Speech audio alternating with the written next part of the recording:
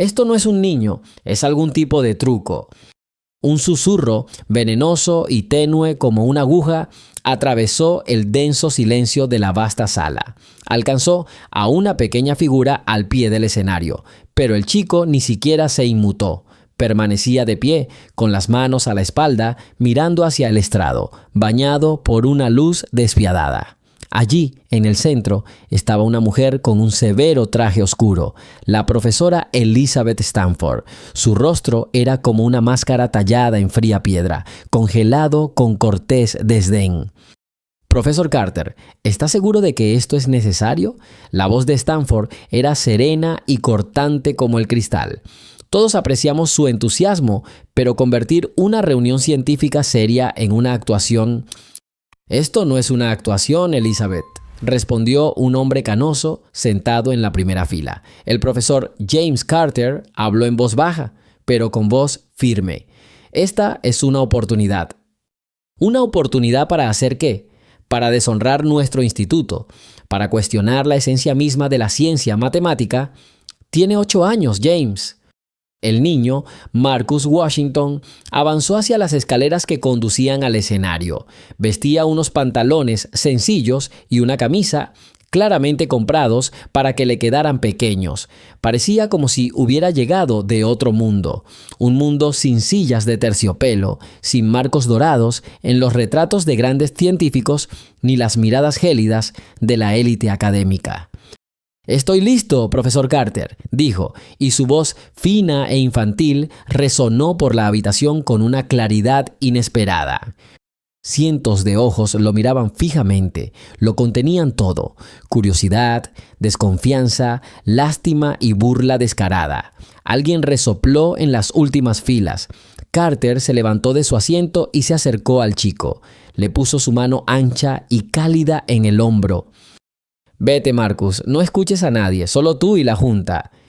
Marcus asintió y empezó a subir las escaleras. Cada paso resonaba con fuerza en sus oídos. Las luces lo cegaban y lo obligaban a entrecerrar los ojos. Se dirigió al centro del escenario y se detuvo. Frente a él, ocupando casi toda la pared, colgaba una enorme pizarra.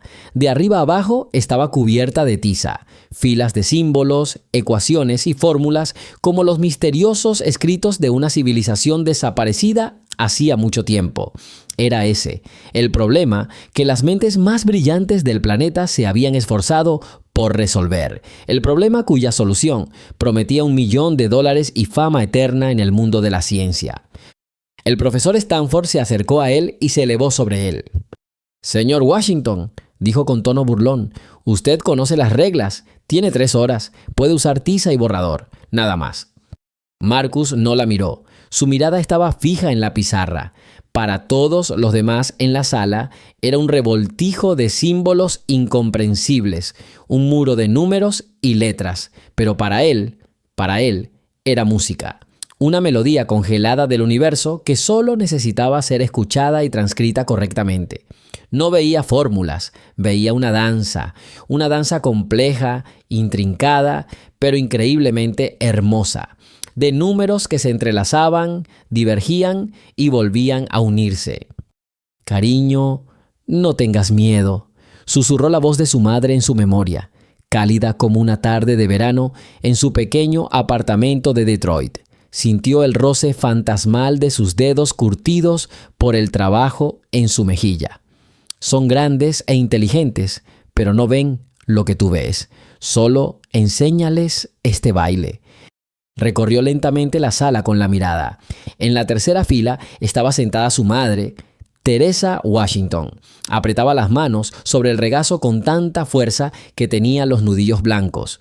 Su rostro estaba tenso, congelado en una súplica desesperada.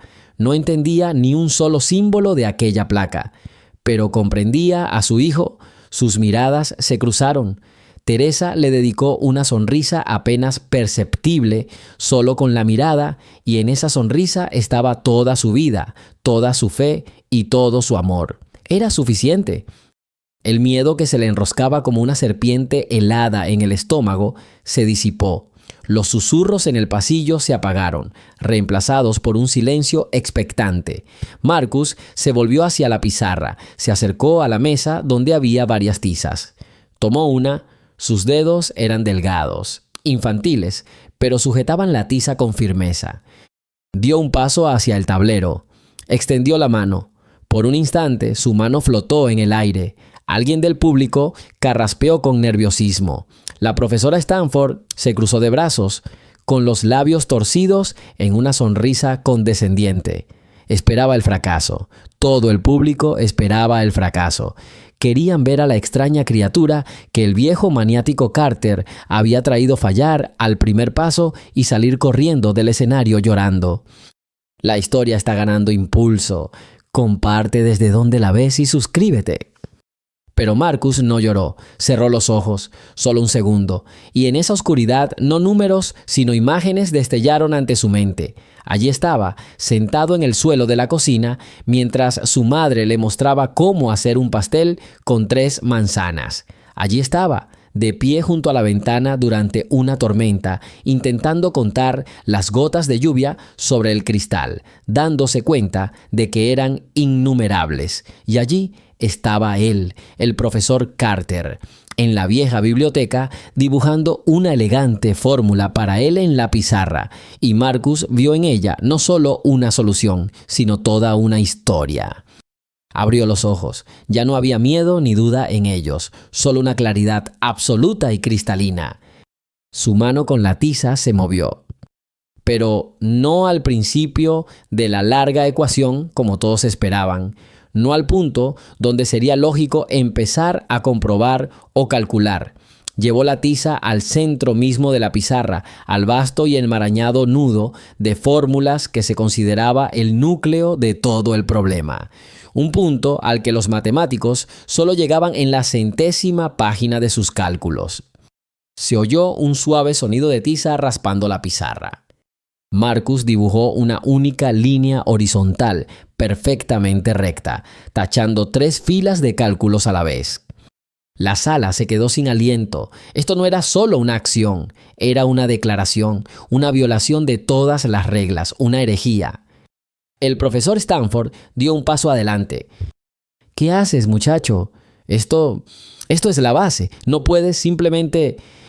Está mal, dijo Marcus en voz baja pero firme, sin darse la vuelta. Todo este razonamiento se basa en una suposición falsa. Buscaban la respuesta en la casa equivocada.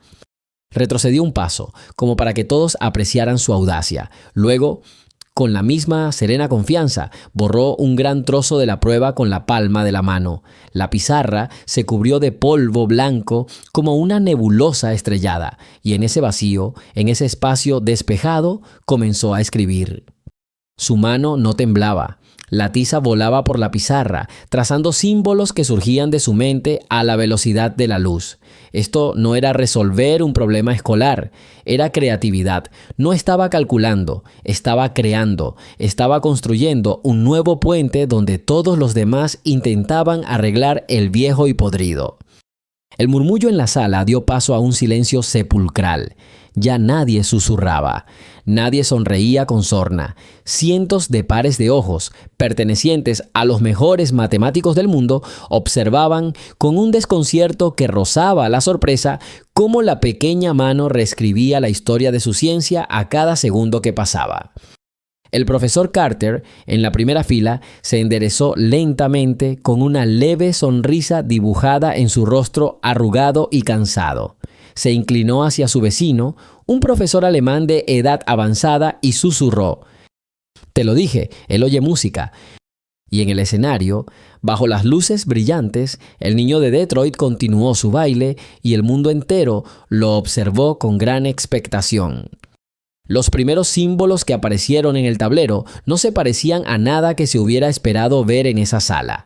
Parecían runas antiguas mezcladas con álgebra superior. No se trataba solo de matemáticas, era un lenguaje hablado únicamente por Marcus. Un murmullo surgió en la sala, esta vez no de escepticismo, sino de desconcierto. Decenas de eruditos que habían dedicado su vida a los números contemplaban el tablero como si vieran el alfabeto por primera vez.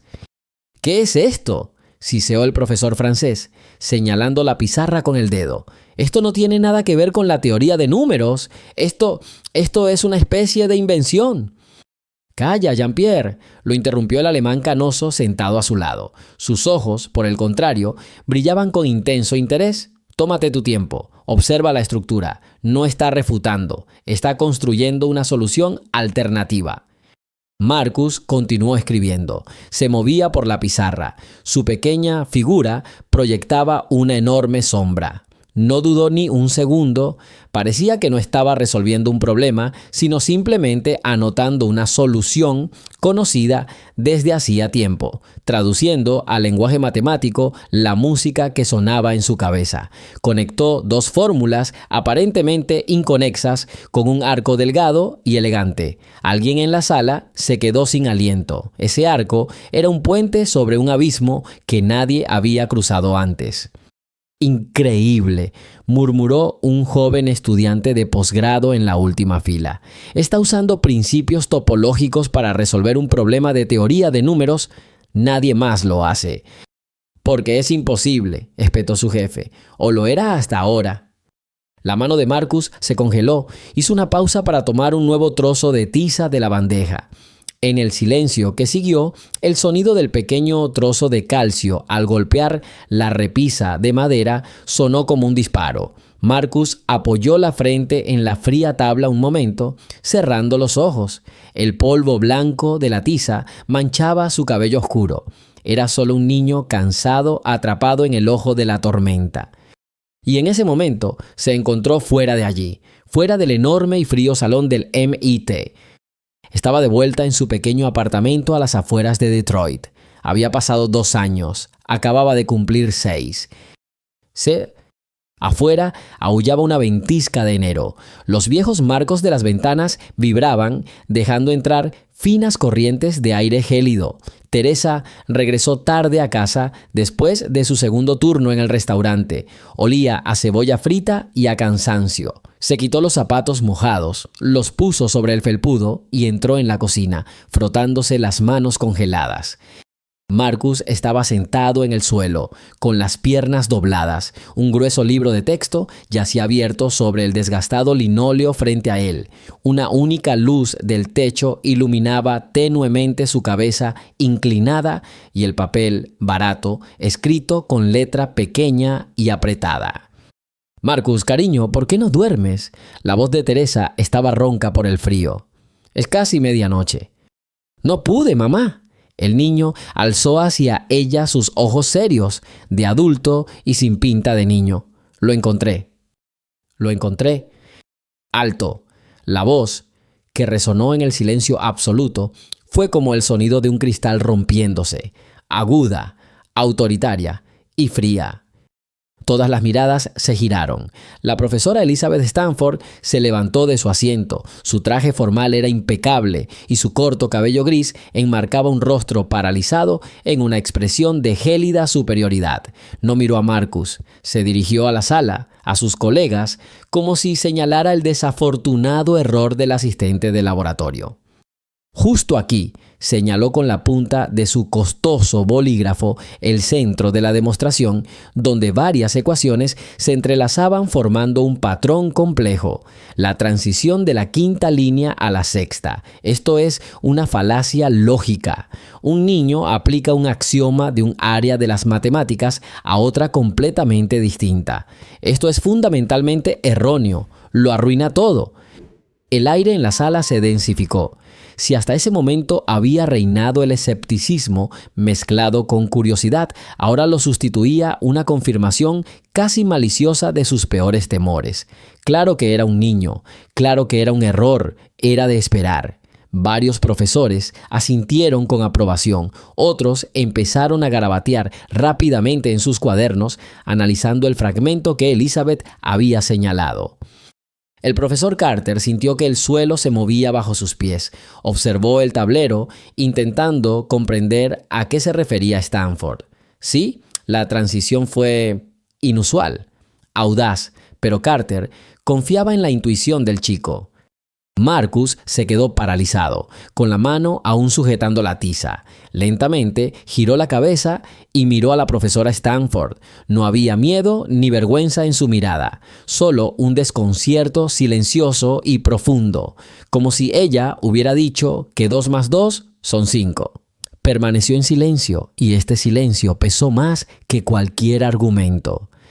Una vez más lo malinterpretaron, una vez más lo miraron y vieron algo distinto de lo que realmente era. Vieron un error, un problema, una desviación de la norma. La mirada fría y crítica del profesor Stanford se fusionó de repente en su mente con otra mirada, igualmente impenetrable y santurrona, la mirada del director de su antigua escuela, el señor Robert Miller. El pasillo había desaparecido. En lugar de cientos de rostros, había una oficina estrecha y sofocante, con olor a papeles polvorientos y a ambientador barato con aroma a pino.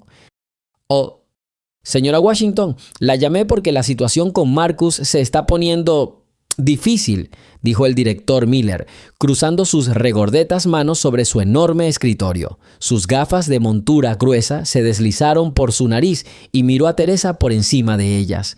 Era la mirada de un hombre que lidia con docenas de pequeños problemas a diario y está acostumbrado a que su palabra sea ley. ¿Pasó algo? ¿Se peleó?, preguntó Teresa con miedo, agarrando las asas de su desgastado bolso. Oh, no, nada de eso, sonrió el director con indulgencia. Marcus es un chico callado, demasiado callado. Ese es el problema. No participa para nada en la vida de clase. En la clase de matemáticas, en lugar de resolver problemas con los demás, hace una especie de garabatos en su cuaderno. Le pasó el cuaderno cuadriculado de Marcus. En la última página había un patrón complejo que parecía tanto un copo de nieve como un helecho, una repetición interminable del mismo elemento a distintas escalas. La maestra dice que no escucha sus explicaciones, continuó Miller, y durante el recreo no juega con los demás niños, se sienta en un rincón y murmura algo en voz baja. ¿Entiendes? Este es un comportamiento anormal para un niño de 7 años. Claramente le cuesta integrarse con los demás. Teresa miró el dibujo. Había visto otros parecidos en casa, en servilletas, en periódicos viejos, en cristales empañados. Marcus los llamó patrones sin fin. Pero él resuelve todos los problemas, señor Miller, dijo en voz baja. Los resuelve más rápido que nadie y siempre hace su tarea. No se trata de las tareas, señora Washington, suspiró la directora, perdiendo la paciencia. La escuela no se trata solo de tareas, se trata de socializar, aprender a trabajar en equipo, a escuchar a los mayores. Su hijo no hace eso, vive en su propio mundo. Si no actuamos ahora, tendrá serios problemas en la preparatoria. ¿Qué medidas? El corazón de Teresa se hundió. El señor Miller se reclinó en su silla crujiente, preparándose para dar su veredicto. Tenemos una clase especial de refuerzo para niños con necesidades especiales. Hay menos alumnos allí, un enfoque individualizado. Creo que Marcus se sentirá más cómodo allí. Le ayudará a, a ser más como los demás.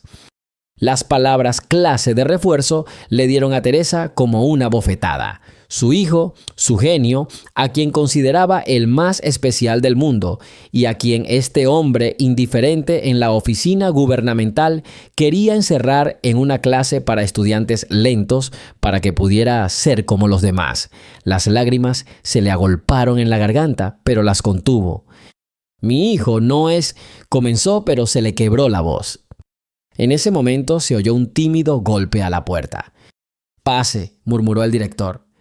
Una joven de mirada amable y cansada apareció en la puerta. Era la señora Jennifer Brown, la profesora de matemáticas. «Lo siento, Robert, voy a buscar la revista». «Ah, Jennifer, qué bien que hayas pasado por aquí», dijo Miller animándose. «Estábamos hablando de Marcus Washington.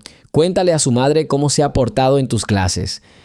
La señora Brown observó la expresión de disgusto de Teresa y luego el cuaderno con el dibujo sobre la mesa. Se acercó. «Marcus no hace garabatos, Robert», dijo en voz baja pero con firmeza. Es un fractal. Este en particular se llama copo de nieve de Koch. Es un concepto matemático muy complejo. Lo aprendí en la universidad. El director Miller la miró fijamente, parpadeando. ¿Qué? ¿Qué fractal? No puede resolver problemas desde el pizarrón. No los resuelve porque los resolvió mentalmente en cuanto terminé de escribirlos, objetó la señora. Brown, no escucha mis explicaciones porque se sabe el material para años. Lo comprobé. Le di ejercicios del currículo de 8º grado. Los resuelve por diversión. Ella se volvió hacia Teresa. Su hijo no es un problema, señora. Washington. Es superdotado, increíblemente superdotado. Simplemente se aburre en una escuela normal. Necesita algo diferente. Necesita libros. El director Miller se puso colorado. Su autoridad había sido socavada en su propio terreno. Jennifer, creo que estás exagerando. No exagero, espetó la maestra. Tomó un bolígrafo y un papel. Señora Washington, le dijo a Teresa ignorando al director. No le haga caso, no hay necesidad de una clase de refuerzo. Lleve a Marcus a la biblioteca pública de la ciudad, a la sección de ciencias. Pida libros de matemáticas avanzadas. Dígale que son para usted, déjelo leer, déjelo aprender, no deje que lo destruyan. Rápidamente anotó la dirección y algunos títulos de libros en un papel y se lo entregó a Teresa. La mano de Teresa tembló al tomar el papel que se había convertido en un salvavidas para ella. Miró a la señora Brown con infinita gratitud y luego se levantó. Gracias, susurró. Gracias, nos vamos. Mi hijo ya no vendrá a esta escuela. Salió de la oficina, dejando al director Miller con la boca abierta. Caminó por el pasillo de la escuela, agarrando con fuerza el preciado papel. Aún no sabía qué haría, cómo le enseñaría a su hijo, cómo vivirían. Pero una cosa sí sabía. Jamás permitiría que nadie obligara a su hijo a ser como los demás. El recuerdo le pasó como un rayo. Marcus seguía de pie ante la pizarra en el enorme salón. Miró al profesor Stanford, luego al profesor Carter, quien lo observaba con desesperada esperanza, y entonces vio a su madre entre la multitud. Ella lo miró igual que aquel día, cuando lo acompañó fuera de la oficina del director, con una fe inquebrantable. Y se dio cuenta de que tenía que responder, no por sí mismo, por ellos. Lentamente levantó la mano con la tiza. El silencio en la sala se volvió casi insoportable. No dijo ni una palabra, simplemente dibujó una línea más en la pizarra, una curva fina y elegante que conectaba dos elementos aparentemente ajenos a su demostración. Y luego escribió 3 símbolos debajo, solo 3. Alguien en la sala se quedó sin aliento. Luego otro. Un joven estudiante de posgrado, sentado al fondo, se puso de pie de un salto. «Dios mío», susurró, es un puente Rosen». Usó un concepto de física teórica. La profesora Stanford miró fijamente la pizarra y su expresión cambió poco a poco. La confianza dio paso a la confusión y luego a la sorpresa. ¿Lo vio? No fue un error, fue una genialidad, algo que nadie en el mundo podría haber imaginado. No rompió las reglas, creó nuevas. Marcus explicó con calma y lógica por qué no se trataba de un error, sino de un paso clave en su demostración, abriendo camino a la parte final de la solución. Varios jóvenes matemáticos presentes en la sala asintieron comprensivos. Los murmullos de duda dieron paso a un rugido de admiración. Marcus bajó la mano. La tiza le dejó un polvo blanco en los dedos, como polvo de estrellas. No miró las caras de asombro de los profesores. No oyó el murmullo de entusiasmo que recorrió el pasillo como una ola. Su mirada estaba fija en un solo rostro en la quinta fila, el rostro de su madre. Teresa Washington estaba sentada con la espalda recta. Sus manos, callosas y ásperas por el trabajo incesante, descansaban tranquilamente sobre su regazo. Ni un solo músculo de su rostro se movía. Era una estatua de calma y dignidad. Pero en su interior rugía una tormenta de recuerdos que las había traído allí, a este templo de la ciencia, tan lejos de su pequeño apartamento en Detroit. Cada trazo de tiza sobre la pizarra resonaba en su memoria como el pasado. Ahí estaba, Ese crujido era el mismo sonido que hacía la fregona raspando el suelo de baldosas del vestíbulo de Grant & Sons, el bufete de abogados donde trabajaba como limpiadora. Era su segundo trabajo. Durante el día limpiaba en la universidad y por la noche, cuando se encendían las luces de la ciudad, venía aquí. Su entonces jefe, el señor Henderson, era un hombre pomposo y siempre descontento. Un día la sorprendió en la biblioteca de la empresa. No había estado limpiando, estaba de pie junto a un estante de libros de derecho corporativo, pasando el dedo por los lomos. «Washington, ¿qué haces aquí?» Su voz era tan fría como el suelo de mármol bajo sus pies. «Tu trabajo está en el pasillo». «Lo siento, señor», respondió Teresa en voz baja, alejándose de los estantes. «Son simplemente libros preciosos». «Los libros son para quien sabe leer, no para quien les quita el polvo», dijo sin siquiera mirarla. «Vuelve al trabajo y no quiero volver a verte por aquí». Esa noche, volviendo a casa en el autobús abarrotado, lloró. No de humillación, lloró de rabia, rabia contra un mundo que etiquetaba a la gente con tanta facilidad. Se miró las manos y pensó en cómo una vez soñó con tener en sus manos no un trapeador, sino un título en derecho. Ella también había querido ir a la universidad, pero la vida tenía otros planes. Primero la enfermedad de su padre, luego el nacimiento de Marcus. Sus sueños tuvieron que posponerse. Entró en su pequeño apartamento. Marcus tenía 7 años entonces. Estaba despierto. Estaba sentado a la mesa de la cocina, rodeado de los libros de la biblioteca que le había traído la señora Brown, garabateando rápidamente en un viejo cuaderno. Una olla de sopa fría estaba en la estufa, que al parecer él mismo había calentado. «Mamá, llegas tarde», dijo sin levantar la vista de sus notas. «Encontré algo interesante en la teoría de conjuntos. ¿Sabías que hay diferentes tipos de infinito?» Teresa miró a su hijito, que hablaba del infinito como si fuera la puerta de al lado. Lo miró a los ojos, brillantes de interés, y en ese momento su propio dolor, su humillación, sus sueños incumplidos, todo le pareció insignificante y sin importancia. Todo el infinito del mundo se concentraba en ese niño. Al día siguiente, dejó su trabajo en el bufete de abogados. Encontró otro trabajo a tiempo parcial. El turno de noche en una panadería a las afueras. El sueldo era más bajo, el trabajo más duro, pero al menos llegaba a casa temprano por la mañana cuando Marcus aún dormía y tenía todo el día para llevarlo a la biblioteca, buscarle libros nuevos y simplemente estar allí. El raspado de tiza, otro más. Se sentía como una extraña en este mundo de jerga altisonante.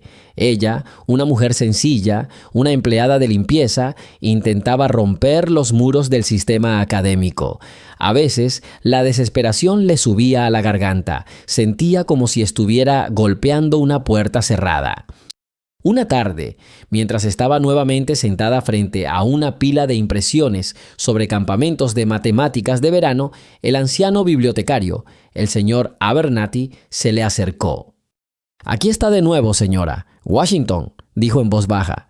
«Su hijo ya ha leído todo lo de nuestra sección infantil, y al parecer también la de ciencias». «Busco algo más para él», respondió Teresa inquieta. «Necesita más». El señor Abernathy miró la figura dormida de Marcus y luego su rostro cansado. «Sabes, llevo 40 años trabajando aquí. He visto a muchos niños, pero nunca a uno como tu hijo. Necesita más que un campamento. Necesita un científico de verdad». Salió y regresó unos minutos después con un recorte de periódico amarillento. «Doningo, aquí está el profesor James Carter. Viene a nuestros archivos a veces, a trabajar con manuscritos antiguos. Dicen que es una de las mentes más brillantes del país. Y lo que es más importante, es un buen hombre. Creció en un barrio como el suyo. Quizás le haga caso». Ese recorte de periódico se convirtió en su guía. Llamó a la universidad todos los días durante 2 semanas. Las secretarias respondieron amablemente que el profesor estaba ocupado, que no atendía a personas externas, que necesitaba concertar una cita para 6 meses después. Pero Teresa llamó una y otra vez. Era educada, pero persistente. No podía echarse atrás. Esta era su única oportunidad. Finalmente, cansada de sus llamadas, la secretaria cedió. Fue allí, entre los estantes polvorientos, donde tuvo lugar el encuentro que lo cambió todo. El raspado de la tiza, fuerte y nítido. Marcus terminó otro bloque de evidencia. Se hizo a un lado para evaluar lo que había escrito. Un silencio reverente llenó las salas. Teresa recordó otro sonido, el suave ruido metálico con el que su único tesoro cayó sobre la alfombra de terciopelo de la casa de empeños. Una carta del MIT llegó por correo postal. El profesor Carter, impresionado por las habilidades de Marcus, le había conseguido algo increíble, la oportunidad de hablar ante un comité y resolver uno de los problemas del premio del milenio. Era una oportunidad única.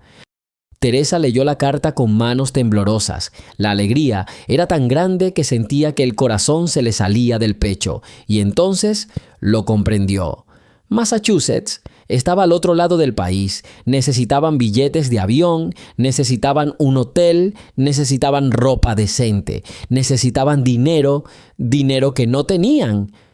Contó todos sus ahorros. Apenas le alcanzaban para pagar el alquiler y comprar comida para la semana siguiente. Esa mañana le dijo a Marcus que tenían que hacer unos recados. La casa de empeños estaba en un barrio viejo y sórdido. Un hombre hosco, con un bigote espeso, estaba sentado tras el mostrador. A regañadientes, tomó el anillo, lo sopesó en la palma de la mano y examinó la piedra con una lupa. «El oro es viejo, la piedra es solo cristal», murmuró. «No daré mucho, $150. A Teresa se le encogió el corazón. «¿150? Era muy poco». «Por favor», susurró con voz temblorosa. «Lo necesito de verdad.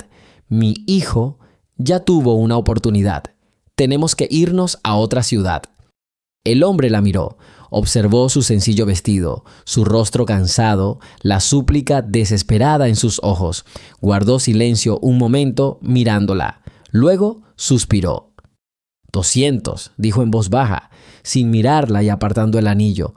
«Y esa es mi última palabra, porque yo también tengo un hijo». Teresa tomó el dinero.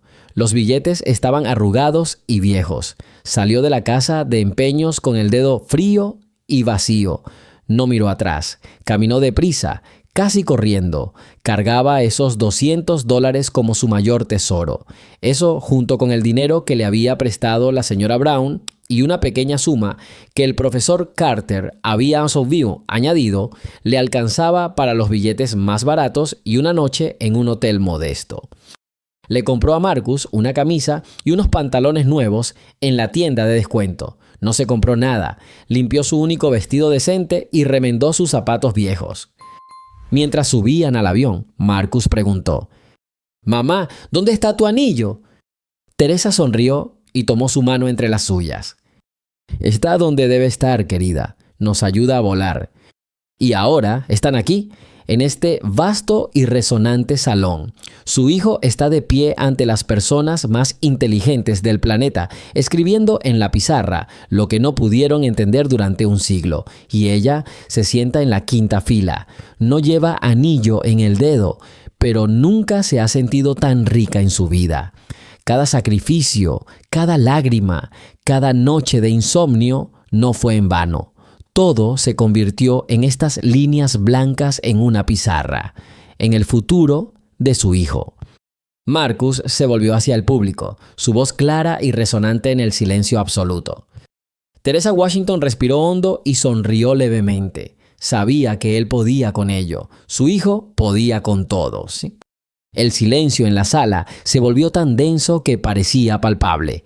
Era opresivo, zumbaba en los oídos. Cada crujido de silla, cada tos contenida resonaba con fuerza.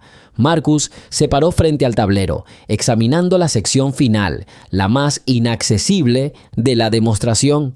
Era la cima de una montaña oculta entre las nubes, y un paso en falso podría derrumbar todo lo que había construido hasta entonces. Una mujer estaba sentada en la tercera fila, con libreta y bolígrafo listos. Samantha O'Neill, periodista de un importante periódico, ya estaba creando mentalmente un titular: Niño genio se encuentra al borde del milagro. O con suerte, prodigio de Detroit confunde al mundo académico. Estaba preparada para cualquier resultado. Su trabajo era aprovechar el momento. Marcus sintió un nudo en la garganta. Cerró los ojos un instante. Ante él no había una tabla, sino un muro. Un muro que debía derribar. Echó un vistazo a la habitación y sus ojos se encontraron con los del profesor Carter. El viejo erudito lo miró no con esperanza, sino con una confianza serena e inquebrantable. Esa mirada hizo retroceder a Marcus un año al tranquilo y polvoriento reino de los libros.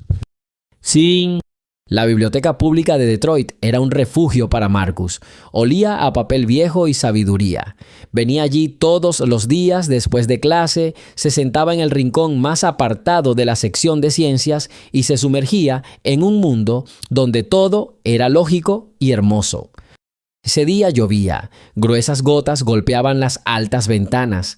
Marcus estaba sentado sobre un libro de topología intentando imaginar una botella de Klein, un objeto sin interior ni exterior. Un hombre mayor con chaqueta de tweed estaba sentado en la mesa de al lado. Era evidente que no era de por aquí. Su escritorio estaba repleto de tomos raros y garabateaba rápidamente en un cuaderno, murmurando entre dientes. Era el profesor James Carter, que había venido de fuera de la ciudad en busca de un tratado perdido, hacía mucho tiempo, sobre teoría de números. En un momento dado, el profesor se detuvo, frunció el ceño y, irritado, tachó una página entera de cálculos. «Maldita sea», susurró tan bajo que solo la persona sentada a su lado pudo oírlo. «Hay un error en el pasillo. ¿Dónde está...?» Marcus, que había estado siguiendo las elegantes fórmulas con el rabillo del ojo, levantó la cabeza involuntariamente. No quería ser intrusivo, pero no podía permanecer en silencio. La lluvia caía a cántaros largos y oblicuos sobre las altas ventanas y cada ráfaga de viento parecía sacudir el cristal desde dentro, haciéndolo vibrar ligeramente. La habitación estaba tenuemente iluminada. Solo 3 lámparas de escritorio proyectaban cálidos óvalos de luz sobre las mesas. En uno de estos óvalos estaba sentado un hombre canoso con chaqueta de tweed. Su pluma se deslizaba con firmeza sobre un trozo de papel, marcando de vez en cuando, con irritación, gruesas cruces y tachando párrafos enteros. Cerca se apilaban una pila de volúmenes, encuadernaciones pesadas, marcapáginas mugrientos y trozos de papel con fórmulas en los márgenes que sobresalían de las páginas. Los papeles olían a polvo y a calle, y este aroma, mezclado con la humedad de la lluvia, resultaba extrañamente relajante. Marcus estaba sentado en una silla pequeña y dura, con el barniz desconchado en el respaldo. Sus codos descansaban en el borde de la mesa, mientras sus dedos trazaban mecánicamente líneas finas e interminables en su cuaderno. No eran dibujos, sino intentos de capturar el ritmo de sus pensamientos, de derecha a izquierda, de adentro hacia afuera, como si las fórmulas respiraran. Intentó no mirar fijamente al desconocido, pero su mirada seguía atraída hacia donde estaba la verdadera obra, como un fuego en una habitación fría. El hombre parecía estar luchando no con el ejemplo, sino consigo mismo. Su bolígrafo chirriaba, se detenía, volvía a empezar, y en esas pausas se colaba un breve y furioso maldición, apenas audible, pero por ello aún más decisivo. Una vieja pizarra se alzaba al borde de la mesa. Esa mañana había albergado carteles de un club de ajedrez del barrio y un aviso sobre un gato desaparecido. Ahora la pizarra estaba apoyada contra la pared. Su estrecho borde reflejaba la luz de la lámpara y brillaba como una cuchilla. Está contando por costumbre, como todos los demás, se dio cuenta Marcus, y ve la misma pared que todos porque camina por el mismo pasillo. El chico no sentía rencor, al contrario, sentía lástima por ese bolígrafo terco, esas cruces gruesas, como si alguien intentara forzar una cerradura con una llave que casi encaja, pero que en el último momento choca con un diente invisible. Una gota de agua cayó del alféizar de la ventana y golpeó el borde de una cesta metálica. El sonido resonó por toda la sala de lectura. La bibliotecaria, una mujer mayor y menuda, de hombros suaves y gafas sorprendentemente severas, levantó la cabeza desde detrás del mostrador y le dirigió a Marcus una mirada de advertencia. Él asintió levemente en respuesta: «Me callaré». Luego volvió la mirada hacia las fórmulas. En la hoja de papel del desconocido había un arco esquemático que comprimía el dominio de integración. Marcus ya había visto arcos así, le gustaba su forma, como le gustaban los puentes y los arcos, pero este arco era irregular. El lado derecho se deslizaba hacia arriba, donde parecía estar fuera de lugar. Recordó cómo en casa, mirando las imágenes para niños grandes en su libro de texto, intentó explicarle a su madre que a veces no importa lo que hay dentro, sino cómo se mira, desde qué ángulo, desde qué lado. El punto de vista cambia el mundo, pero explicarlo con palabras era difícil. Era más fácil con un lápiz. Sobre la mesa de la cocina, donde los círculos de las tazas aún estaban húmedos. El bolígrafo se detuvo. El hombre se quitó las gafas y se frotó el puente de la nariz. Luego se las volvió a poner y recorrió lentamente las líneas con el dedo, y el movimiento era tan cansado que Marcus se enderezó involuntariamente. De repente, lo tuvo muy claro. El desconocido buscaba de verdad, no fingía buscar. Para el chico, esto era más importante que cualquier título. Un verdadero intento siempre se ve desde dentro. En él se puede oír el latido del corazón. Otro roce del bolígrafo, una breve pausa, y luego otra. La mirada de Marcus, que hasta entonces había estado fija en el borde, se posó en el centro de la página. Donde comenzaba la frase tachada, sobresalía la cola de un símbolo como una flecha diminuta. «Mira aquí». Vio el contorno y una línea de puntos a un lado. Quizá el autor hubiera querido continuar el recorrido, pero lo abandonó. Marcus captó la idea. Estaba allí, brillando. No estaba seguro de los cálculos del adulto. Estaba seguro de la estructura, de cómo encajaban los detalles. Aquí, no. Bajó la mirada a su cuaderno. Estaba cubierto de borradores grises y sucios, garabateado hasta la transparencia. En los márgenes había fragmentos de patrones de un copo de nieve reciente y pequeñas flechas en círculos donde se había detenido. «No te vayas». Había aprendido con mucho esfuerzo a no ir, a no perderse en la belleza cautivadora, sino a seguir la línea hasta el final. El profesor Carter, Marcus aún no conocía ese nombre, debería haber visto ante él no a un niño absorto en el dibujo, sino a un hombre capaz de colocar una piedra donde hacía falta. Volvió a levantar la vista. El hombre pasó la página ligeramente y la luz de la lámpara cayó con mayor uniformidad. Algo que antes había estado oculto emergió de las sombras, el límite superior calculado de frente, ajustado a la fuerza a una forma familiar. A Marcus le disgustaba la violencia en las fórmulas, ya había tenido suficiente en su vida, conocía el sabor. Si tienes que romperla, te estás equivocando de lugar, se decía a sí mismo al romper un callejón sin salida en la cocina por la noche. Dejaba el cuaderno, se vertía un poco de agua y simplemente se movía a otra silla. El mundo cambió porque él cambió de ángulo. La lluvia paró un segundo y luego volvió a empezar, más densa, más baja. Todo estaba en silencio. En algún lugar al fondo de la sala, un catálogo crujía lentamente. Alguien abría un cajón y miraba las fichas con la pulcra caligrafía de los bibliotecarios anteriores. Marcus oía este crujido tan claramente como su propia respiración. También le encantaba la biblioteca porque allí el tiempo se enderezaba. Nadie se apresuraba, nadie miraba el reloj, incluso el péndulo del viejo edificio marcaba el tiempo como si no le importara si tenías prisa o no. El hombre acercó la segunda hoja de papel. Representaba una extraña fila que se extendía hasta el infinito y junto a ella un pequeño boceto infantil de una espiral. Había algo humano en esos trazos, no académico, sino más bien vivo, como si la mano hubiera olvidado su posición y simplemente estuviera buscando. Una sonrisa se dibujó en los labios de Marcus.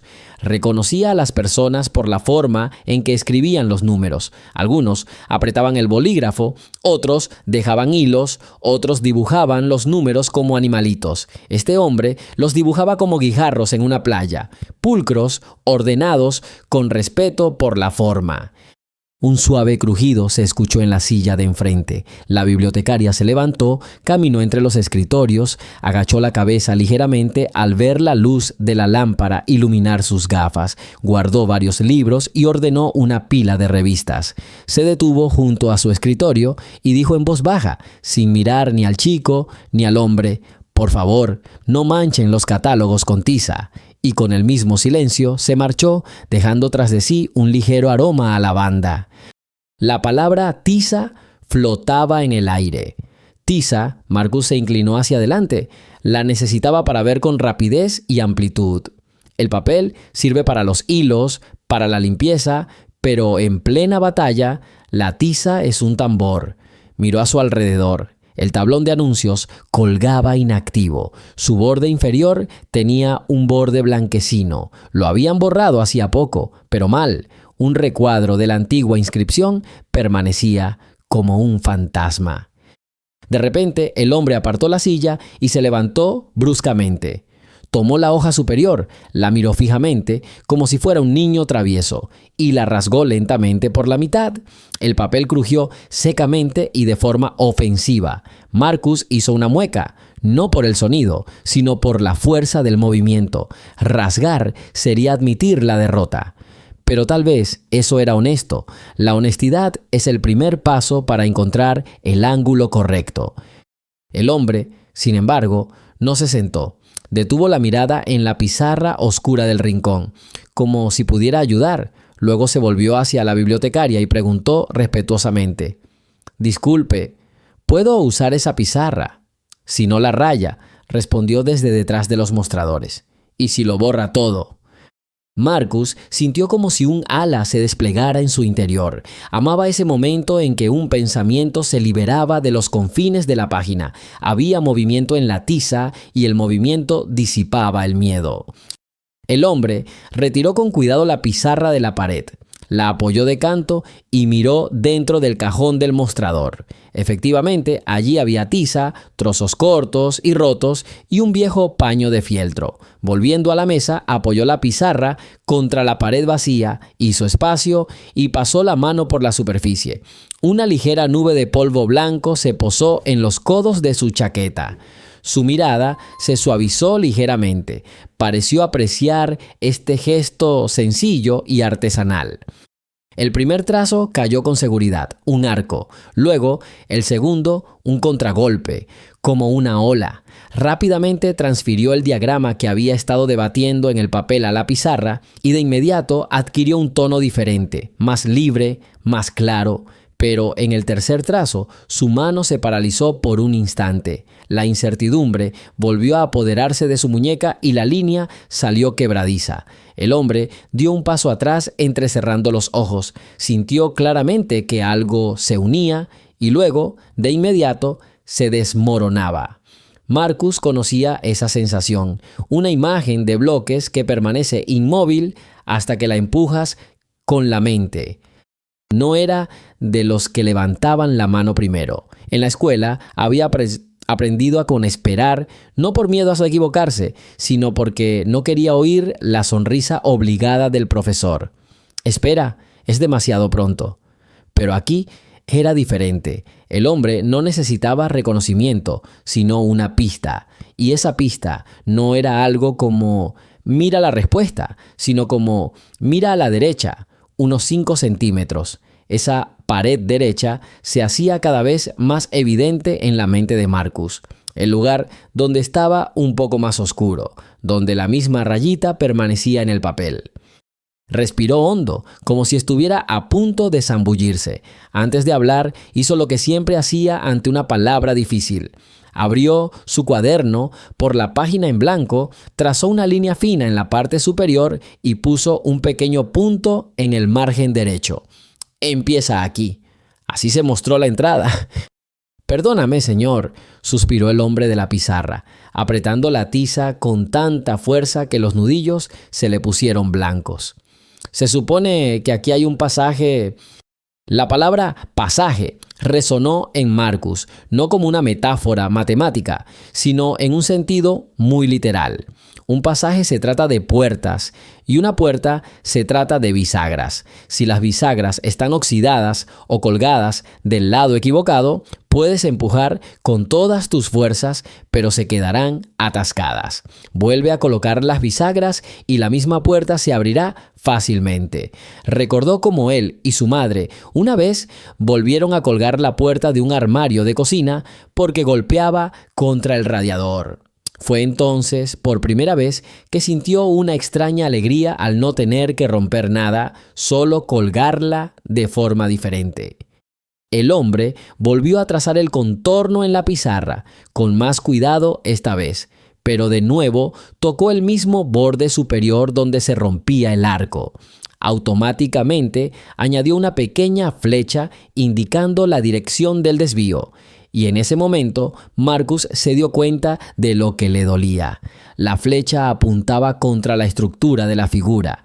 No iba en la dirección en la que la tiraban. Era como si el hombre caminara hacia abajo mientras miraba hacia arriba.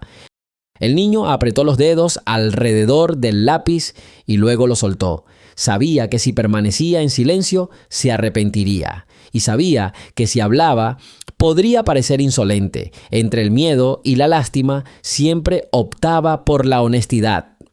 Dilo con cuidado, se dijo. Dilo de forma que nadie pueda oírlo y no se ofenda. Habla del error, no del error. Volvió a mirar su cuaderno y rápidamente, con trazos casi invisibles, dibujó un pequeño boceto esquemático, un arco, una flecha, una línea de puntos hacia adentro, una línea de puntos hacia afuera. En la esquina inferior derecha colocó un pequeño gancho, como un ancla. De repente se sintió más tranquilo, la palabra había cobrado forma. Él levantó la cabeza. En ese momento el hombre miró a un lado. No a Marcus, sino a su propio pensamiento, como si lo buscara en las sombras entre los estantes. Había algo de indefensión en ese movimiento y disipó cualquier duda restante. Marcus se enderezó para que su voz no saliera de debajo de la mesa y apartó el cuaderno. El borde del círculo de la lámpara le rozó el codo. La cálida luz dibujó una fina línea en su piel. Inhaló profundamente, como antes de zambullirse en una piscina, y sintió que todas las palabras innecesarias se desvanecían, dejando solo la razón por la que había levantado la cabeza. «Lo siento, señor», dijo en voz baja. El profesor Carter lo miró sorprendido. Acababa de notar al niño enterrado en un libro que, evidentemente, era demasiado viejo para él. «Sí, joven. Creo que olvidaste tener en cuenta la curva asimétrica al integrar», dijo Marcus, señalando con el dedo su cuaderno, donde ya había esbozado la solución. «Si aplicamos el lema de Jordan, todo funciona». Carter se quedó paralizado. Miró al chico, luego a su cuaderno y luego de nuevo al chico. El lema de Jordan. La mayoría de sus alumnos solo empezaron a comprenderlo en tercer año de universidad. «Vamos, muéstramelo», dijo, y el interés genuino era evidente en su voz. Marcus acercó su cuaderno. El profesor se puso las gafas y observó las ordenadas líneas de números y símbolos. Arqueó las cejas. La solución no era simplemente correcta, era elegante, poco convencional. El chico no había tomado la ruta habitual, había encontrado un camino corto y hermoso, donde todos los demás habían trazado un camino amplio y largo. ¿Dónde aprendiste eso?, Carter preguntó, devolviéndole el cuaderno. En los libros, respondió Marcus simplemente. Hay muchos libros buenos aquí. Hablaron durante casi 3 horas ese día. Olvidaron el tiempo, la lluvia afuera, el silencio de la biblioteca. En un rincón de la sala de lectura había una vieja pizarra. El profesor Carter borró el horario de la clase y dijo: vamos a jugar un juego. No era un juego, sino un auténtico duelo matemático. Carter lo retó con problemas, cada uno más difícil que el anterior. Empezó con problemas de nivel universitario, luego pasó a los de posgrado y finalmente a los que le habían costado años resolver. Y Marcus respondió. No solo los resolvió, sino que bailó. Su tiza volaba por la pizarra, escribiendo elegantes demostraciones como si no fueran fórmulas, sino poesía. Veía música donde otros solo veían números áridos.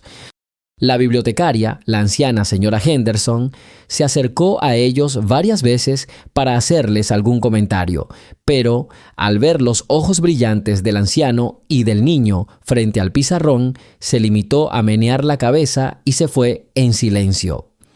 Cuando la pizarra quedó completamente vacía, Carter dio un paso atrás. No miraba las fórmulas. Observaba al niño de 8 años con la camiseta raída que acababa de abrir nuevos horizontes en la ciencia a la que había dedicado toda su vida. El profesor sintió un escalofrío. Esto no era solo talento, era genialidad. Cosas así ocurren una vez en un siglo, y este genio estaba sentado en una polvorienta biblioteca de Detroit porque no tenía otra opción. ¿Cómo te llamas, hijo?, preguntó con voz cambiada. Marcus Washington. Marcus Washington, repitió el profesor. Necesito hablar con tus padres. El encuentro con Teresa fue difícil. Escuchó la entusiasta historia del profesor con educada incredulidad. En su vida había visto demasiados hombres elocuentes que prometían mucho y no cumplían nada. Mi hijo es inteligente, lo sé, dijo con firmeza. Pero somos gente sencilla, profesor. No tenemos dinero para colegios privados ni para viajes. No se trata de dinero, replicó Carter con vehemencia. Su hijo es un activo. Dejarlo aquí sería como usar un violín Stradivarius como remo. Yo me encargaré de todo.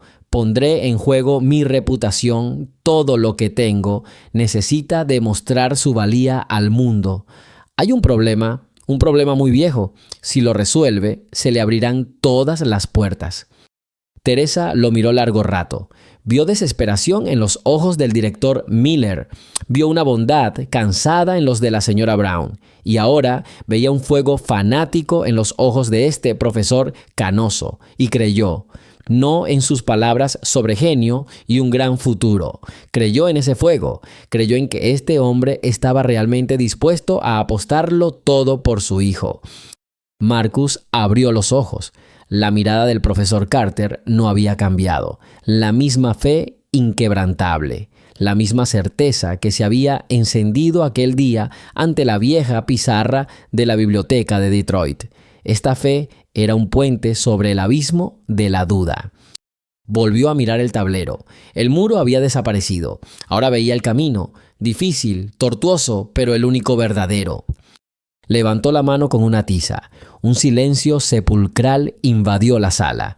Samantha O'Neill se quedó paralizada, con el bolígrafo suspendido sobre su bloc de notas.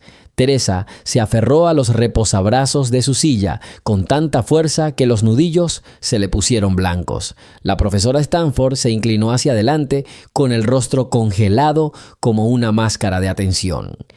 Marcus respiró hondo, exhaló y tocó la pizarra con la tiza. Se oyó un chirrido silencioso y distintivo. El asalto final había comenzado. La tiza en la mano de Marcus parecía una extensión de su voluntad, una pequeña arma blanca lista para abrir la brecha definitiva en el muro de una tarea centenaria. No miró los rostros congelados en la sala, no oyó la respiración tensa de cientos de personas. Todo su ser estaba concentrado en la vasta superficie negra que tenía ante sí, su campo de batalla, su lienzo. Empezó. El primer trazo no se parecía a nada que hubiera escrito antes. No era la continuación de una cadena lógica. Era un salto sobre un abismo que nadie se había atrevido a cruzar. Dibujó una serie de símbolos que parecían pertenecer a una rama completamente distinta de las matemáticas. Un murmullo de confusión recorrió la sala. «¿Qué está haciendo?», le susurró un estudiante de posgrado a su vecino. «Eso es teoría del caos. ¿Qué tiene que ver con...?» «Silencio», lo interrumpió su vecino, un profesor alemán de edad avanzada. «Mira, mira». Elizabeth Stanford se inclinó hacia adelante entrecerrando los ojos. Ya había visto ese enfoque. Se había intentado hacía 30 años. Era un callejón sin salida, una línea de pensamiento hermosa pero infructuosa, abandonada hacía tiempo por todos los científicos serios. El chico, en su ignorancia, se había adentrado en un laberinto abandonado hacía tiempo. Una leve sonrisa condescendiente se dibujó en sus labios. Todo terminaría en un par de minutos. ¡Qué lástima! Casi había sido interesante. Pero Marcus no se detuvo ahí. Usó este método sin salida, no como base, sino como llave. Lo giró en la cerradura del problema en un ángulo que nadie más había intentado, y el viejo y oxidado mecanismo cedió inesperadamente. Hizo un clic. Una nueva línea de ecuaciones apareció en la pizarra y el murmullo en el pasillo se apagó, reemplazado por un silencio resonante. Ahora no solo estaba resolviendo el problema, lo estaba desarmando. Como un hábil relojero, extrajo engranaje tras engranaje, resorte tras resorte, revelando el corazón mismo del mecanismo. Lo que parecía un solo monolito, un bloque insoluble, se desmoronó bajo sus manos en sus componentes, ridículamente simples. Les estaba mostrando a todos que habían pasado 100 años intentando atravesar el muro en lugar de simplemente encontrar la puerta. La sonrisa condescendiente se borró del rostro de la profesora Stanford. Se sentó perfectamente erguida, con la mente acelerada, intentando seguir el ritmo de los pensamientos del chico. Vio su lógica. Era impecable, aterradoramente impecable. No se equivocaba. Tomó sus axiomas, sus leyes, sus verdades inmutables y les dio la vuelta, mostrándoles una faceta nueva e inédita del mundo de los números. Esto no era una solución, era una revelación. El profesor Carter no se molestó en seguir los cálculos. Hacía tiempo que se había dado cuenta de que la mente de este niño operaba a otro nivel. Observó fijamente la figura pequeña y concentrada en el tablero. El niño se movía con una gracia poco infantil, con los hombros erguidos, la mano que sostenía la tiza suspendida en el aire antes de dar otro golpe preciso. Carter no vio a un matemático, vio a un artista completando su obra maestra y sintió una lágrima rodar lentamente por su mejilla, una lágrima de orgullo, alivio y una especie de admiración. Lo había apostado todo por este chico y ahora recibía sus ganancias que no se podían medir en dinero ni en fama. Teresa estaba sentada, agarrando su bolso. No entendía ni un solo signo en esa aterradora pizarra. Para ella solo eran garabatos blancos, pero entendía algo más. Vio cómo cambiaban los rostros de la gente a su alrededor, cómo desaparecían las sonrisas burlonas, cómo el escepticismo daba paso al asombro y el asombro al asombro. Vio cómo la mujer más formidable de la sala, la misma profesora Stanford, miraba a su hijo como si presenciara un milagro, y el corazón de Teresa latía tan fuerte que parecía oírse en toda la sala. Susurró una oración en silencio. No por la victoria, por la felicidad de su hijo, por toda esa pesada carga que llevaba sobre sus frágiles hombros para que finalmente la soltara. Marcus pasó a la segunda parte de su demostración. Había terminado de desmontar el viejo mecanismo y ahora comenzaba a ensamblar algo completamente nuevo con sus piezas. Tomó elementos dispares que habían estado presentes en diversos rincones de la ciencia matemática durante décadas y los conectó. La teoría de números se entrelazaba con la geometría, el álgebra con la topología. Estaba construyendo un puente elegante, ligero e increíble de pensamiento puro.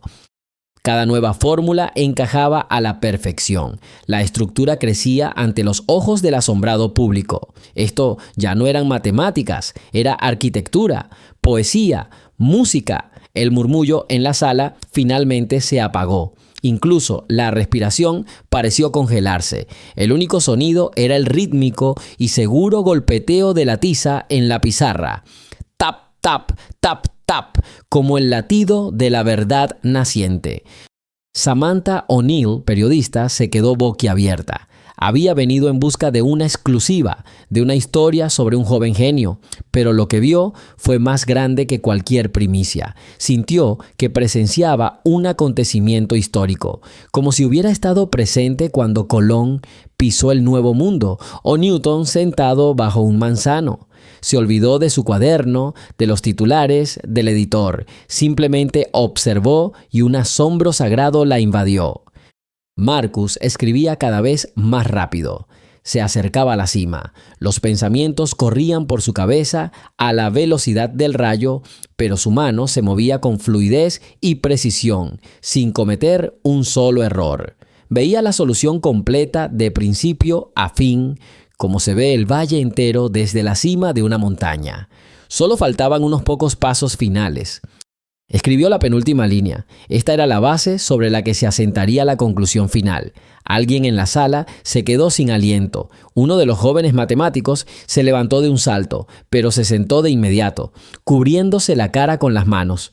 Comprendió, vio a dónde conducía este camino. Y ahora el momento había llegado. Marcus se detuvo un momento sosteniendo la tiza sobre la pizarra. Respiró hondo. Todo su recorrido, desde los viejos libros de texto en su apartamento de Detroit, pasando por las burlas del director Miller, la pizarra polvorienta de la biblioteca, las noches de insomnio de su madre, lo había conducido a este momento. Comenzó a escribir la última ecuación. Escribió cada símbolo lentamente, con increíble cuidado, el signo igual, el paréntesis, la variable. Cada trazo estaba imbuido de significado. No era solo una ecuación, era la quinta esencia de toda su trayectoria, de todo su genio. Esta era la respuesta, simple, elegante y absolutamente irrefutable. Terminó la línea. Luego, tras una breve pausa, su mano volvió a moverse. No añadió ni un solo número ni una sola letra, simplemente puso un punto pequeño, redondo y blanco al final de la última fórmula. Punto. Fin. El sonido de la tiza golpeando la pizarra sonó como un disparo en el silencio sepulcral. Marcus retrocedió 2 pasos, bajó la mano, sosteniendo el trozo de tiza desmenuzado. Contempló su creación, el enorme tablero completamente cubierto de símbolos blancos que formaban una imagen única y armoniosa. Había hecho todo lo posible. Y luego hubo silencio. No era solo silencio, era algo más, un silencio denso, pesado, casi tangible, que llenó todo el espacio. Duró 1 segundo, 2, 3. Durante esa eternidad, Elizabeth Stanford repasó mentalmente la prueba completa de principio a fin. Su mente, una de las más agudas del planeta, buscó un fallo, un punto débil. Pero no había ninguno. La estructura era monolítica. Era perfecta, era la verdad. El bolígrafo de plástico se le resbaló de los dedos debilitados y cayó al suelo con un golpe sordo. En esos momentos, el profesor Carter vio más que fórmulas, vio el rostro de Teresa el día que le prometió que lo apostaría todo por su hijo. Vio los ojos de Marcus llenos de una sabiduría que no era infantil. Comprendió que había presenciado un milagro y su corazón, viejo y erudito, se llenó de una alegría tal que lo dejó sin aliento. En esos segundos, Teresa no analizó nada, simplemente sintió. Sintió que la tensión que la había oprimido como un resorte durante los últimos años se calmaba. Sintió que el miedo por el futuro de su hijo desaparecía. Solo sintió un amor y un orgullo inmensos y devoradores. Cuarto segundo, quinto, sexto. El mundo se detuvo. Al séptimo segundo, un sonido rompió el silencio, un aplauso suave y solitario. En la primera fila, un anciano canoso, una leyenda del mundo matemático, el profesor Aristorn, se ponía lentamente de pie. Un hombre que, medio siglo antes, había hecho contribuciones invaluables al campo. No miró a Marcus. Contempló la pizarra, con una mezcla de sorpresa y admiración en su rostro. Levantó sus manos ancianas y temblorosas y volvió a aplaudir. 1, 2, 3... lentamente, con mesura, como si marcara el ritmo de un logro trascendental. Otro hombre se le unió. Luego, 2 más. Un momento después, toda la primera fila estaba de pie aplaudiendo. Los aplausos resonaron en la galería. Y ahora toda la sala, todos esos cientos de escépticos, científicos y periodistas estaban de pie. Al principio solo fueron aplausos. Luego se unieron gritos de ¡bravo! Y luego todo se fundió en un rugido ensordecedor, un rugido de alegría, conmoción y reconocimiento. Fue una ovación como nunca antes se había escuchado en las paredes de esta antigua sala. Un aplauso atronador cayó sobre la pequeña figura en el tablero, pero Marcus parecía ajeno a ello. Se quedó de pie, tambaleándose ligeramente por el cansancio, buscando entre el embravecido mar de rostros a su único ser. Lo encontró, los ojos de su madre. A través del ruido y el caos, sus miradas se cruzaron. Lo contenían todo: la fe ilimitada de ella, la devoción infantil de él, el dolor compartido y la victoria compartida. Toda la gloria del mundo. Todos los aplausos y gritos no significaban nada para él comparados con su mirada. Y sonrió. No era la sonrisa de un hombre triunfante, no era la sonrisa de un genio que ha conquistado el mundo. Era la sonrisa sencilla, ligeramente avergonzada y vulnerable de un niño de 8 años muy cansado que solo quería volver a casa con su madre. Una sonrisa que decía sin palabras: «Lo logré, mamá. Lo logramos». La ovación resonó sin cesar. Quienes habían menospreciado a Marcus apenas una hora antes, ahora se acercaban a él, gritaban su nombre e intentaban abrirse paso entre la multitud para tocar al pequeño héroe. El profesor Carter y 2 agentes de seguridad luchaban por crear un escudo humano alrededor del niño y su madre, avanzando lentamente hacia la salida del pasillo.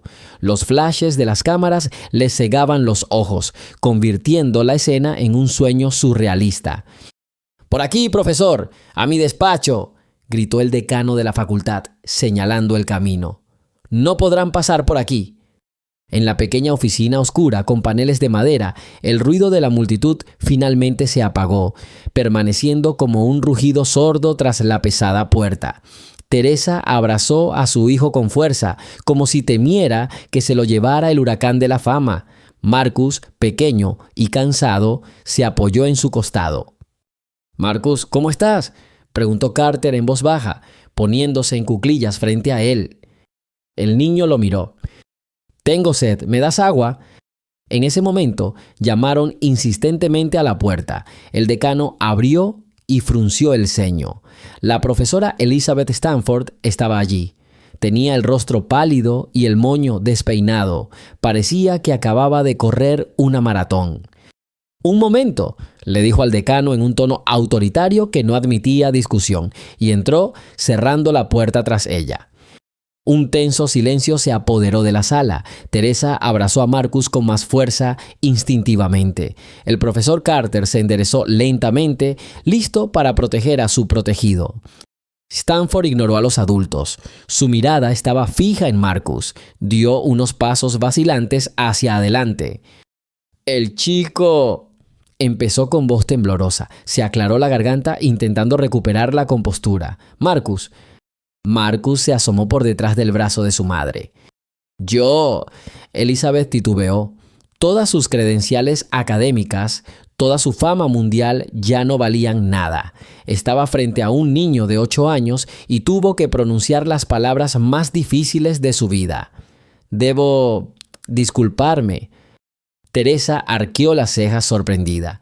Carter permaneció imperturbable, pero el interés se reflejó en sus ojos. ¿Para qué?, preguntó Marcus simplemente. Esta simple pregunta infantil pareció desarmarla por completo. Por todo, por mi incredulidad, por mis palabras en el pasillo, te miré y vi una anomalía.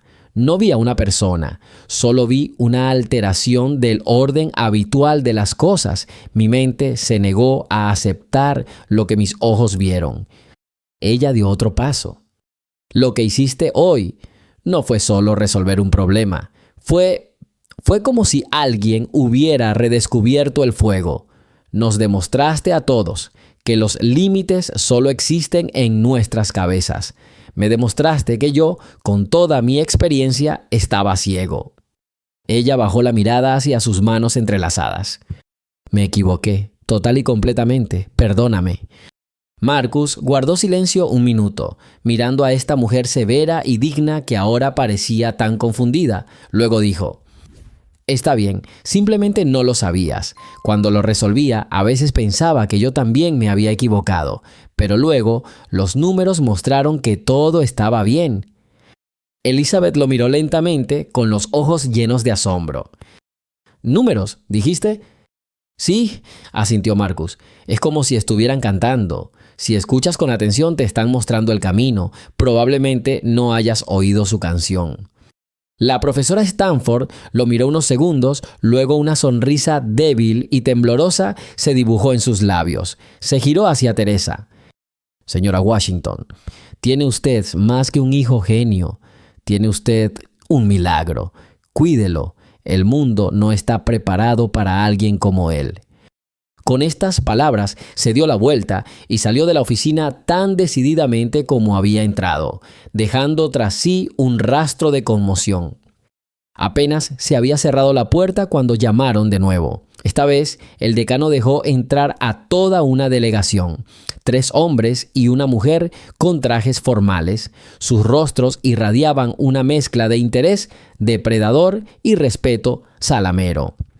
Profesor Carter, señora Washington, comenzó el primer orador, un hombre alto con canas en las sienes y un pin de la Universidad de Harvard en la solapa. Permítanme presentarme, Dr. Alan Croft, vicerrector de investigación. Lo que presenciamos hoy es un momento histórico y creemos que un talento como este merece las mejores condiciones posibles. Harvard está dispuesta a ofrecerle a Marcus una beca completa durante sus estudios a partir de hoy. Crearemos un programa a su medida, le proporcionaremos alojamiento a su familia en Cambridge y le proporcionaremos todo lo que necesite. Un momento, Alan, intervino el segundo hombre, más corpulento, con una sonrisa amable pero perspicaz. Me llamo Richard Bloom y represento a la Heritage Foundation, una fundación benéfica privada. No estamos afiliados a ninguna universidad en particular, lo que nos da mayor flexibilidad. Señora Washington, estamos listos para establecer una dotación de $5 millones para Marcus Washington. Puede usar este dinero para financiar su educación en cualquier institución del mundo, su investigación científica o la creación de su propio laboratorio. No queremos invertir en una universidad, sino en el futuro, en su hijo. El dinero es genial, pero ¿qué pasa con la comunidad científica? Intervino una mujer con un ligero acento europeo. Soy la doctora Ingrid Larsen de la Politécnica de Zúrich. Contamos con los mejores especialistas del mundo en física teórica y matemáticas. Le ofrecemos más que una simple beca. Le ofrecemos una familia científica. Las mentes más brillantes de Europa se sentirían honradas de trabajar con él. Teresa los escuchaba, con la cabeza dándole vueltas. Harvard, millones de dólares, Zúrich. Era como un sueño. Miró al profesor Carter confundida. Carter dio un paso adelante, protegiendo suavemente a Teresa y Marcus. Caballeros, damas, Agradezco su interés y sus generosas ofertas, pero ¿no creen que se precipitan un poco? Tienen ante ustedes a un niño de 8 años que acaba de lograr una hazaña intelectual sin igual en 100 años. Está cansado. Su madre está en shock. Al menos dejémosle una tarde para que se recupere. Pero no podemos dejar pasar estas oportunidades, exclamó Croft desde Harvard con el ceño fruncido. La competencia será feroz. Seremos los primeros en presentar una oferta. Y te lo agradecemos, respondió Carter con firmeza. Pero las decisiones no se tomarán aquí ni ahora. Las tomará la familia de Marcus en un ambiente tranquilo, tras una cuidadosa reflexión. Y ahora mismo, si me disculpas, necesitan descansar. Los representantes de las fundaciones y universidades intercambiaron miradas, visiblemente disgustados por el desaire, pero la autoridad de Carter, reforzada por el triunfo de hoy, era incuestionable. Tras intercambiar tarjetas de visita con el profesor, abandonaron la oficina a regañadientes. Cuando la puerta se cerró detrás de ellos, Teresa exhaló. Gracias, James. Yo ni siquiera sabía qué decirles. No había necesidad de decir nada, Teresa, dijo Carter en voz baja. Ahora todo el mundo te hablará. Nuestro trabajo es escuchar, pero no apresurarnos. Lo más importante ahora es él. Volvió a mirar a Marcus, que observaba con interés los lomos de los libros de la estantería. ¿Y bien, campeón? ¿Aún tienes sed? ¿O quizás deberíamos celebrarlo con un gran helado de chocolate? Los ojos de Marcus se iluminaron. Con 3 pelotas y con nueces. Incluso con 5, rió Carter. Hoy puedes con todo. Ceci. Una hora después, cuando la emoción inicial se había calmado un poco, lograron salir del edificio sin ser vistos por una salida de servicio. Sin embargo, una joven con un bloc de notas y una grabadora ya los esperaba junto al coche. Era Samantha O'Neill, la misma periodista que había seguido la historia desde el principio. Profesor Carter, señora. Washington, un momento, por favor, suplicó, bloqueándoles el paso. No les quitaré mucho tiempo, solo unas preguntas. El mundo necesita saber esto, no a través de aburridos comunicados de prensa. Carter estaba a punto de negarse, pero Teresa lo detuvo. Espera, James, quizás sea cierto. Deja que ella pregunte. Samantha asintió agradecida y se giró hacia Marcus, agachándose para estar a su nivel. Hola Marcus, me llamo Samantha. ¿Puedo hacerte un par de preguntas? Marcus asintió, agarrando una taza de helado derretido. Dime, por favor, ¿en qué estabas pensando cuando estabas frente al tablero? ¿Tenías miedo? No, respondió Marcus. No estaba pensando, estaba calculando. Es como armar un juego de Lego. Si todas las piezas encajan, se ve precioso. Y si no, entonces hay un error. Solo buscaba piezas bonitas. Pero este era un problema que nadie en el mundo podía resolver. ¿Entendiste eso? Mamá dijo que era muy difícil. Y el profesor Carter también. Pero para mí no fue ni difícil ni fácil. Simplemente lo fue. Como una montaña. Había que escalarla. Y así lo hice. Samantha quedó impresionada por la sencillez de sus respuestas. Bien, ¿y cómo te sentiste al poner el punto final? ¿Cuándo te diste cuenta de que lo habías resuelto?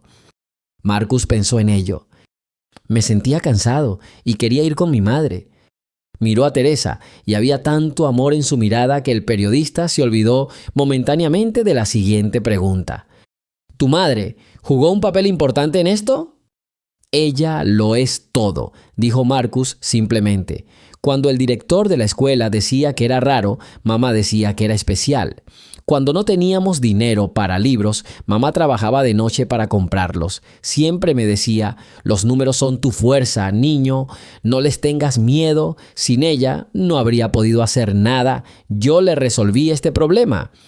Teresa, que estaba cerca, se secó una lágrima. Samantha se quedó en silencio unos segundos, digiriendo lo que había escuchado. Marcus, ahora tienes todas las puertas abiertas. Puedes ser quien quieras y estudiar donde quieras. ¿Qué harás ahora? ¿Cuál es tu sueño?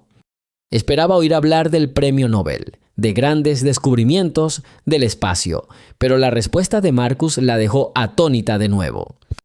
Quiero que mi amigo Antoine tenga zapatillas nuevas. Las viejas están rotas. Y también quiero que renueven nuestra biblioteca en Detroit. El techo tiene goteras. Y que niños como yo tengan una buena escuela. No una donde te griten, sino una donde te hablen.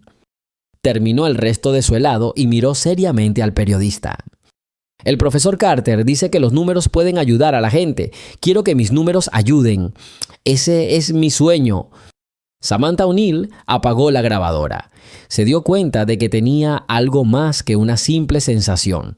Tenía una historia sobre algo mucho más grande, sobre el amor, sobre el sacrificio y sobre cómo la mente más brillante puede latir en el corazón más puro. Gracias, Marcus, dijo en voz baja. No más preguntas. Los observó mientras subían al coche. Un niño pequeño, su madre fuerte y el viejo profesor que creía en ellos, 3 personas que cambiaron el mundo ese día, y no solo el mundo de las matemáticas,